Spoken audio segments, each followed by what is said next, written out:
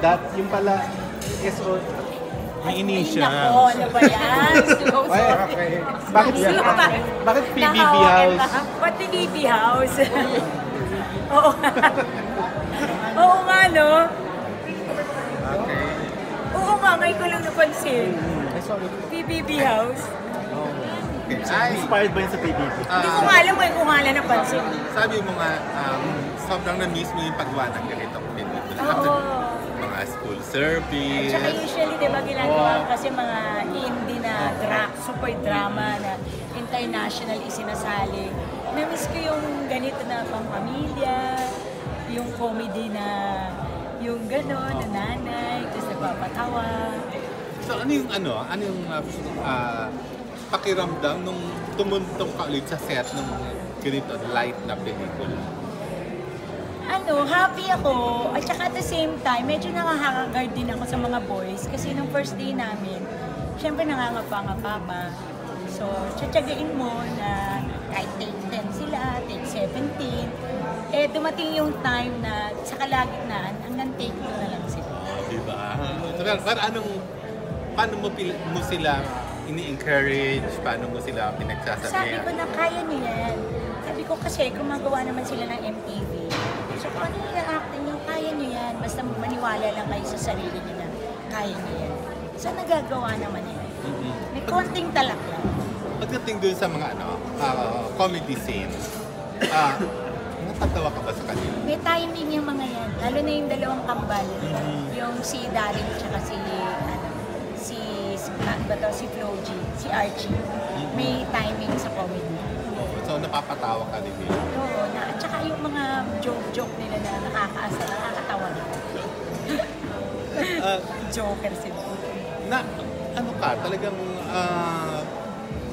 ang bait mo sa mga bagong nagbibida, sinasamahan mo sila. Ito ang XB, si Super Tekla. Bakit ganun yung kabaitan mo dun sa mga bagong nagbibida? Siyempre kasi galing din naman ako dun. Galing din ako bago ako nagtangi. Galing din ako sa ako yung support, and siguro it's about time na magbigay din naman ako ng support na dun sa mga tao. Nangangailangan ng support pag sila na yung magbibigay. Tamang-tama ako, no? Parang pre-Mother's Day presentation. Oo. Actually, kaya tinatawag niya. At maganda rin kasi May 1, Labor Day, walang pasok. So, maganda rin yung rating. Anong klaseng nanay ba si Isabel? Si Isabel ay hindi kabutihang nanay. Marami siyang mga flaws. Actually, iniwan niya yung mga anak niya. I-redeem niya lang yung sarili niya sa movie na ito. Kaya, yun. Panoorin niyo. Kaya medyo malayo siya sa tanging ina. Tanging ina, perfect kasi ako doon. Ito, pinili mo yung offer sa'yo na ito, flawed mother, maraming flaws. Oo, kasi wala naman talaga. Meron din namang mga nanay na marami ring ang tawag ito. Hindi kasalanan, pagkukulang sa mga anak nila. So, yun ang normal. Ikaw ba bilang nanay, anong klaseng nanay ka? Siguro, hindi naman almost perfect, pero parati akong ina-assured ng mga anak ko pag tinatanong ko sila, naging mabuting nanay ba ako sa inyo? Sasagutin naman nila na, Mama, ikaw ang the best, Dax. Kaya yun, na-assured naman ako na mukhang maganda naman ang pagpapalaki ko sa mga bata. At anong klaseng nanay ka naman sa XB? Talakera, oo. At the same time, matyaga rin. Halo-halo rin, balanse lang na nanay. Hindi masyadong sweet, pero hindi rin masyadong talak. Balanse lang. Anong pinaka-sweet na nagawa sa'yo ng members ng XB? Mga gangster yung mga yan eh. Kaya, para mag-sorry yan mga yan sa'yo. Para magpaka-humble sila na anak ko, yon ang pinaka-masayang araw na ibinigay nila sa akin. Kasi nag-away kami, pero nag-sorry sila sa akin. So parang, nagsasorry sila sa akin. Yung mga gangster yan eh. So, Ano naman ang pinakamalaking kasalanang nagawa nila sa'yo? Secret! Huwag na natin banggitin. Tapos na yun. Oo. Pero, iba yung pagmamahal mo dito sa mga bata na to. Oo, kasi naniniwala kasi ako sa talent nila eh. Nanghihinayang ako pag yung nagluluka-lukaan sila. Nanghihinayang ako kasi sabi ko sa kanila, bihira ang binibigyan ng Diyos na talent na ganyan. Napakagaling niyong gumawa ng kanta. Lahat ng kanta niyo maganda and almost mag-hit. So sabi ko, umayos kayo kasi sayang yung opportunity na binigay ng tadhana sa inyo. So i-grab niyo and mahalin niyo yung trabaho niyo and mahalin niyo yung craft niyo. So, yun ang parati ko sinasabi sa kanila. Bilang manager at nanay ng XB, nai-involve ka rin sa mga personal nilang journey, mga asawang naghihiwalay, mga girlfriend na nag-aaway. So, paano mo hinahandle? Kagaya ng isang ina, syempre, both sides kailangan kakausapin mo para alam mo kung saan nagsisimula yung gulo, kung paano mo maaayos yung gulo. And kagaya nga ng sinabi ko kanina dun sa press con, wala naman mag-asawa na hindi nagkakaroon ng problema. Depende na lang sa inyo yan kung gusto nyong ayusin.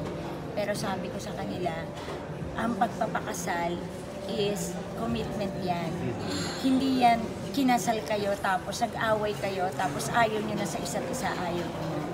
Hindi yun. Love is a commitment. Kaya kayo nag-commit dahil naniniwala kayo at sabi ko, kayong dalawa, nangako kayo sa Diyos na for better or for worse. So, huwag niyong iiwanan ng isa't isa. Kaya nga may for worse eh. So, Nakinig naman. I hope makinig sila. Ayan, so May 1st na. Opo, May 1st na po ang Sons. Ito po ay pang-pamilya. Isama niyo po sina ate, kuya, nanay, tatay, gusto ko tinapay. At para ate, kuya, gusto ko kape. Sana po ay mapanood niyo po ito kasi magandang pelikula and refreshing siya kasi iba naman to, parang musical na family and comedy film. Sa May 1 na po yan under Viva Films. Ay, nga pala, sobrang pasasalamat sa iyo ni Tekla. Talagang bow na bow siya sa iyo. Alam mo naman, sabi ko nga sa kanya, super tech, super naman ako sa kanya, support. Kasi naniniwala din ako sa kakayahan niya bilang isang komedyante. May last question ako sa XB. How true na nagkaroon kayo ng isang matinding away? Tapos parang gusto mo na raw mag-quit bilang Oo, totoo yun. Totoo yun na nag-aaway kami ng isang malaking away. Na actually hindi munti. Gusto ko na mag-resign as manager naman. Ang nakakatawa, sabi nila sa akin nung bati-bati na kami, Mama, next time, itag mo kami. Kasi hindi ko sila na-tag, so hindi naman nila alam na gusto ko lang mag-resign. so sinabi mo sa social media? Oo, sinabi ko sa Instagram. Sabi niya, Mama, next time, itag mo kami. Hindi ko kasi sila na-tag. So hindi naman pala nila alam na magre-resign ako, so wala naman din effect. Paano na-resolve? Nag-sorry naman sila. Nagsasorry naman yung mga yan sa akin. Tsaka pag alam nila na mali, nagsasorry. And pag ako rin naman, pag medyo sumobre yung tala ko sa kanila, nagsasorry din ako kasi minsan parang out of line na yung sinasabi. Masyado ng harsh.